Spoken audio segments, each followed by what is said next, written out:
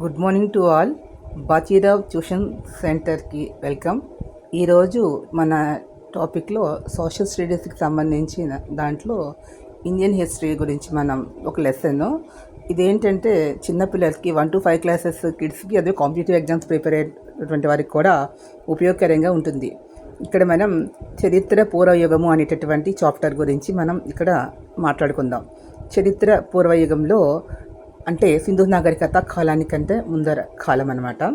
చరిత్ర పూర్వయుగంలో పాతరాతి యుగం అనేది, కొత్త రాతి యుగము, నవీన రాతి యుగము, ఆ తర్వాత సింధు నాగరికత కాలము.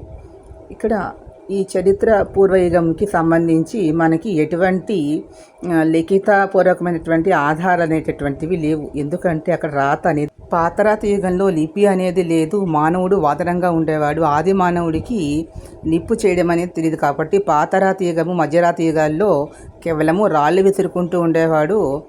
పచ్చి మాంసాన్ని ఆహారంగా స్వీకరించేవాడు. కొత్త రాతి యుగంలో మాత్రము నిప్పు చేసి కాల్చిన మాంసాన్ని స్వీకరించేవాడు.